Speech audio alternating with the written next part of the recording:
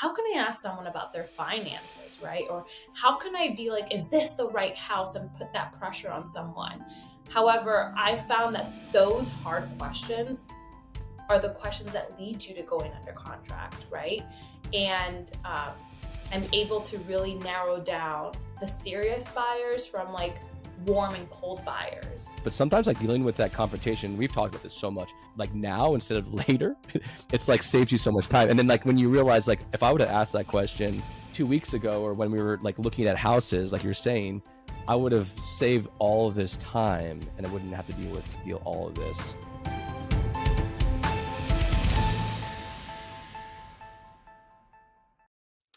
Hi, everybody. John Carroll here with Your Real Estate Podcast. And today I'm so excited. We have one of our team members, our rock stars, Priscila Alonso. She's been with us now for, Priscilla, probably 4 years?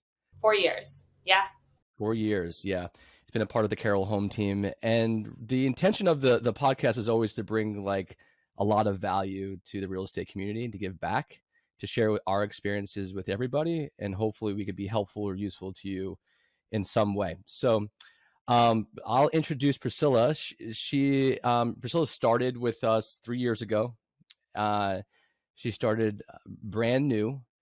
And today, Priscilla last year, she was a 37 unit producer, 10 million in GCI, a little short of 10 million in GCI, which is fantastic. And she's just increasing her business every year. So I'm super excited to share you, Priscilla, with everybody, and just to kind of go through your experience. Hopefully you can be helpful to them and with your experience. And thanks for joining us. Thanks for having me. Yeah, absolutely. So I want to start off with just talking a little bit more about, why real estate, how you got started, and why did you get started in this crazy business?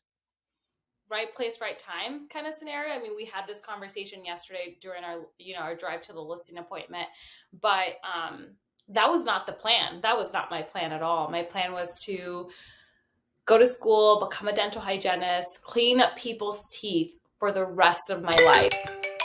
And I didn't get into the program. Maybe that was like my first sign that I should have just taken it and been like, okay, this is not what I meant to do, right? But I didn't, and I continued going to school. I continued trying to reapply for the program. And in the midst of it, I was like, well, I need to get a job. So, you were looking for an assistant. I said, okay, great. Like, this is a part-time assistant job. I still have time for my kids. And I think it was maybe a month into it, I was like, I can do this. I can sell real estate, make my own schedule. I saw the flexibility you had, and just like really being in control of the amount of work you put in, right? So that was really what intrigued me into wanting to explore real estate and not a 9-to-5, right? So that's really what got me started. And I just remember like knocking on your door, be like, hey, I think I want to do real estate. And you're like, get your license. And I'm like, doing it. Yeah. I remember that day. And I also remember like you going like, we were passing a lead out to somebody else, and they were just dropping the ball, so to speak. And you're like, I could do this. Like, why don't you just give the leads to me? I was like, yeah, like, why not? Like, that makes a lot of sense. Yeah. I got my license, 3 or 4 months after that. It took me some time because I was still your assistant. Took me some time, but then once I got the license, it was really like, go. And every year it's just been getting better and better. And that's really why I wanted to have you on. And so I think a really great place to go from here is, what did you find when you're getting started? Because I think that your experience could be helpful for everybody, some other people, right? And I know, but when you're getting started from the jump, what do you feel was like one of the most challenging parts of getting started and real estate in general? What was the hardest part for you? Everything. Everything was really difficult, right? Because though I saw you and I would help, I was a transaction coordinator too. I was like everything right under you. Even though I did that part, actually talking real estate, knowing real estate was so different once you're in it. And no one really teaches teaches you those things, right? Like the course doesn't, none of that. I think even going like some of the realtor conventions and stuff and like, being part of the MLS, they really don't teach you much, right? Um, that was really the biggest struggle for me. But luckily, I was part of a team. I had you, I had Rachel as a resource. Um, what I found most difficult was like those objections, right? How do you handle that? Because I can have a conversation all day long with people, I can help people. But when people start putting like a stop to you or a stop to the business you're trying to sell, then it's like, how do I handle that? So for me, that was the most challenging. And I think what helped me with that was role playing with you, like objection handlers. If someone says this, how do you answer? If this comes up on an inspection, how do you handle that? And I think I've gotten better with each transaction. I don't want to say better with every year because I feel like each transaction is so different. Totally. I mean, it's been 4 years and I'm still learning today. And I'm sure you're still like, having transactions where you're like, oh my God, I've never dealt with this. Where's Rachel? Absolutely. Yeah. Right. Yeah. Right. It's like she's my lifesaver always. Right. Yeah. No. Absolutely. I mean, always learning. Right. And that's one of what we're always talking about is like always improving, because it's so true. Is like we really learn, and I think in everything, but especially in this business, by just going forward and making mistakes, having someone say no to you, and just being over to Right. overcome that. And even if you overcome it or you don't or whatever happens, like there's learning there. And I think it makes sense too, is just feeling more confident in getting more confident only through the experience of failing or succeeding or just taking action. Definitely. I definitely have learned that like when you get knocked down, when people, say, I don't want this or I don't want your help, or it's all a learning experience. I feel like we have a new buyer's agent on our team and I always tell her like, hey, it's good to mess up. It's good because this is the way you're going to learn. I second that. I mean, that's really the only way that we've figured it out. I mean, I don't know. I mean, reading a book is helpful, but I mean, really learning just by Doing and failing. doing it, failing. Yeah. Yeah, exactly. Exactly. So, I think, how long do you think it took you for, I know that, getting started was a process, but how long do you think it took you to start feeling like, hey, I feel comfortable. Like I get it. I understand the process. I understand how it feels to work with buyers and sellers. I understand how it goes. How long did that take? I think for me, really, it took me at least 4 transactions. I don't want to say like 4 months, right? Because it could take, I mean, if you're not actively selling real estate, then I think that you're not putting in that work that you are learning. So for me, it was like really 4 to 5 transactions.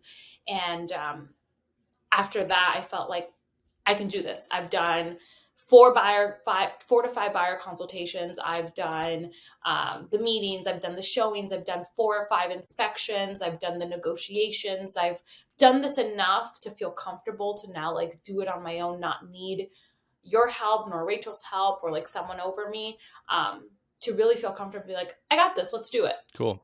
If you remember, but I was dealing with one of my very first buyers, and we were working her together, Susan, and you were like, did you put the offer in or something around that? And um, I was like, oh, I don't know, she's trying. He's like, and you said to me, I'm gonna call her and I'm gonna talk to her. And I was like, no, like I'm gonna like I'm doing this. I have the knowledge. I can do this.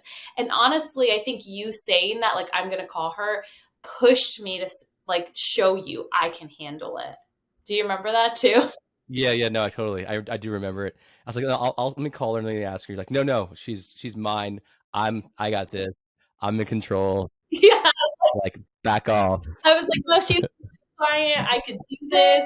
Let me show you that like I'm a good agent. And I did. And like we got her under contract and she closed and she loved the house that she was in. Yeah, and I don't know if you would agree with this, but I think for me it's like a lot of times is just sometimes just going forward like that. I know it sounds so cliche, but like just like going forward and taking the next step, and just I know sometimes we're like hesitant about do it, but going forward, taking the next step and succeeding, right? Or failing, like we just talked about, being like, okay, got it. That was I was apprehensive. I was a bit afraid of that, but going forward, like, okay, I do got this. I can do it. Just having that like feeling of self confidence and just to do it. 1,000%.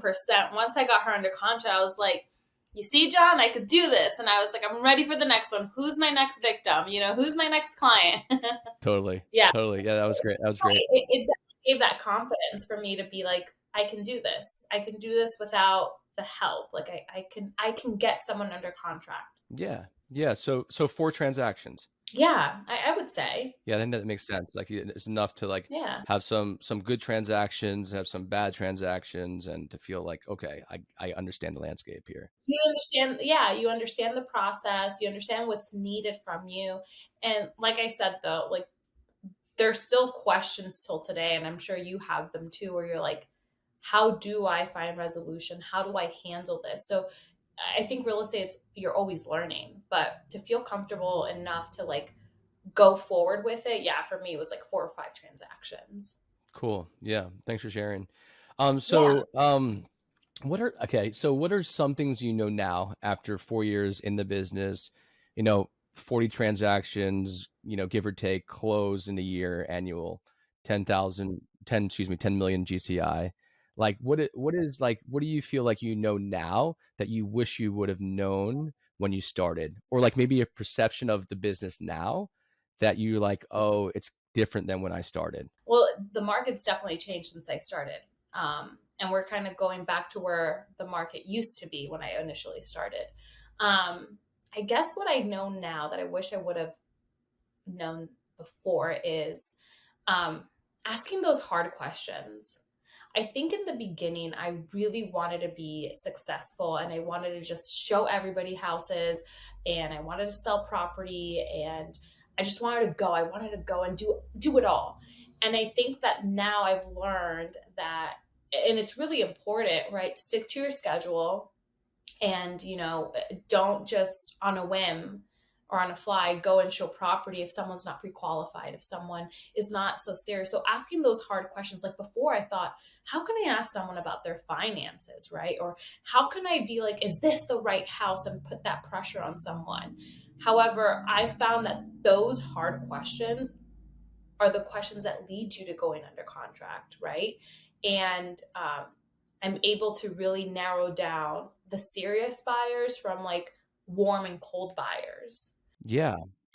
So asking those tough questions, and it might just be my personality, right? Because I don't like uh, putting people on the spot or making people feel uncomfortable. So, how much money do you have right now? What down payment can you put? What can you afford? Like what's wrong with this house? Like what is it? Like even just that simple question, like what is it about this house? Like I'm putting them on the spot to tell me something that's like a little negative, right? And that was hard for me. That was hard, but it's definitely helped me now.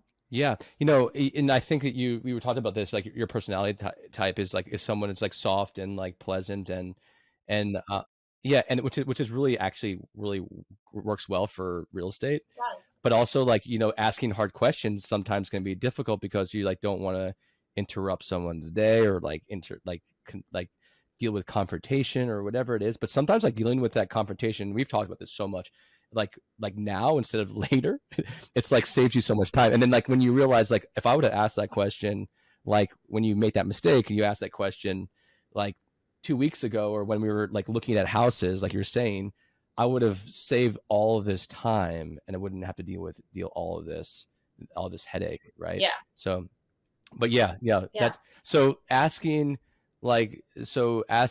harder questions, being more direct, being more comfortable asking those questions, and yeah, Right. got it. And we're like always getting like I'm getting better at that, like or I'm always getting better at that. Yeah. You know? Yeah. I think in the beginning when you're first starting your journey as an agent, right?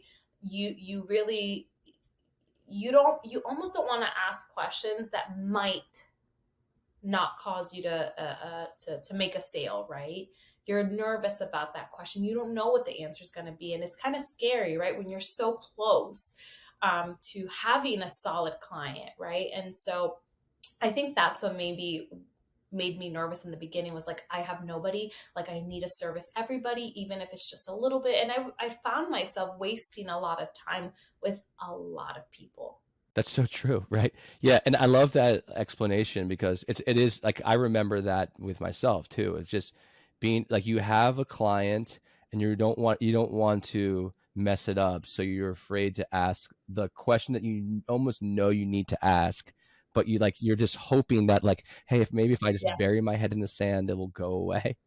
Right, kind of. And like when really in reality it doesn't go away. It's there, and it rears its head up in like after like 2 weeks later, a month later at the closing table when you're just like the worst case scenario. Like you like kick the can down the road.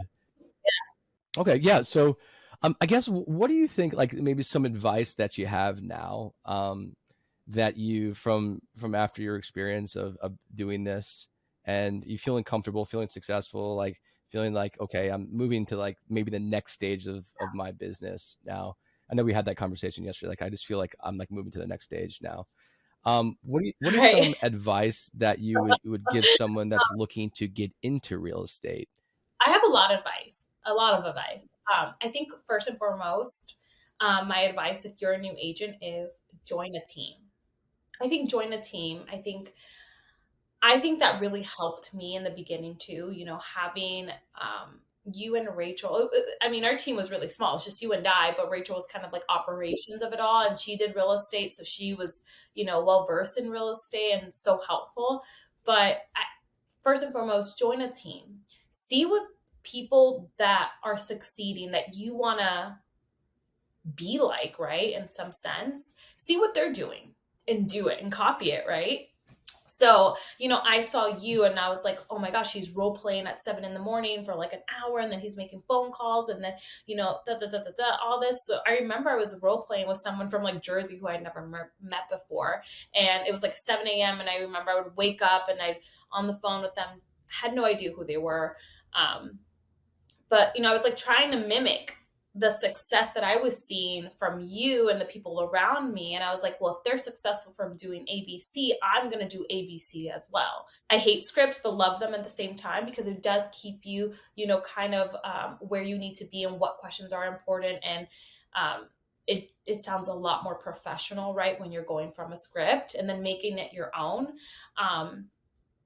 That script practicing, joining a team, and just having like make sure you're finding the right team, right? Because you don't want to join a team where they're just hiring you on and they just leave you be. You want to join a team that wants you to succeed as much as you want success for yourself, right?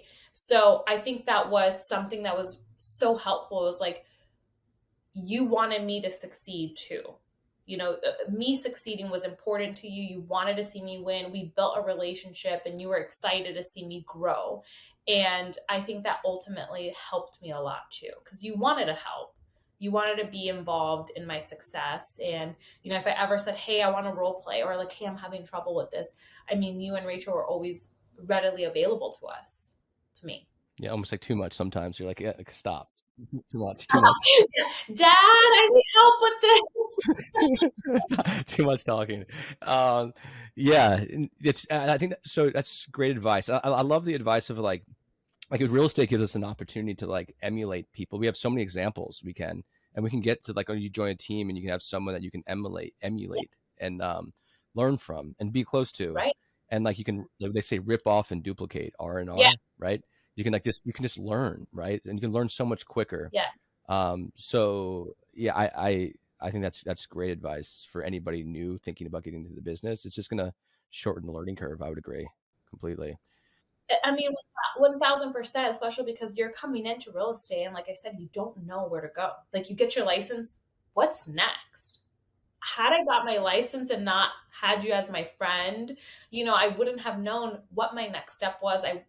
It would have all been so foreign to me. I probably would have not been able to be as successful. I probably would have been like, okay, you know what? Maybe this is not going to work out, But what is the next step after you get your license, right? Nobody tells you that stuff. Nobody tells you this is what you should do. Start small, like go door knock, friends and family. Who's your COI? What's a COI? Like no one tells you these things. Yeah, it's like and like right, it's like and there's like a certain way. There's a couple of different ways to skin the cat, but like you have to like pick one and you have to like do it, and you have to go with it. Like, and like when I go door knocking, like what do I say? Like I door knock. How many homes do I door knock? Like what areas do I door knock? Right? Like yeah, how would you even know? Like you said, how would you even know? I have no idea. How would you even know? But yeah, so I think if your brand, like I think that's great advice. Like just like join a team or get plugged in somehow. I don't know, somehow to get the information you Yeah. need. So And if then after being part of a team, you feel like you learned what you needed to learn and you feel like comfortable enough, you can definitely, be a single agent, right? You don't have to stay in this team forever. But I think that first coming into real estate, it's definitely helpful to be surrounded by people that are succeeding. yeah, no, I would agree 100%, 100% with that. So how have Yeah. your, like, this is a great dovetail into what we're on my next question. How have your goals changed now than when you first started? Like, how are they different?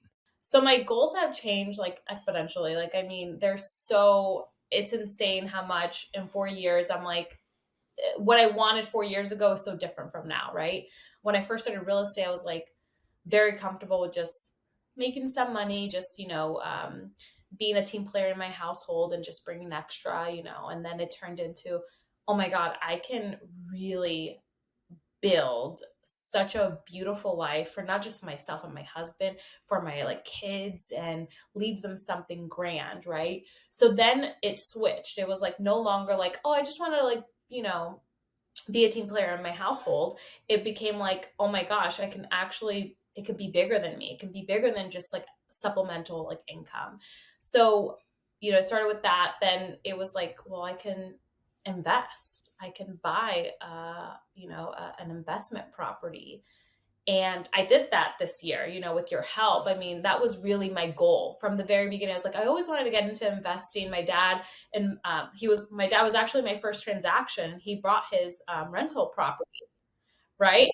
Right, I remember. Yeah, that's right. I forgot. Yeah, I mean, I remember now, but yes, that's right. Listen, it is a conversation in our household at least once a week how me, his favorite daughter, was able to save him thousands of dollars on his first investment property. I mean, the house was listed at 120 and he bought it for $76,000.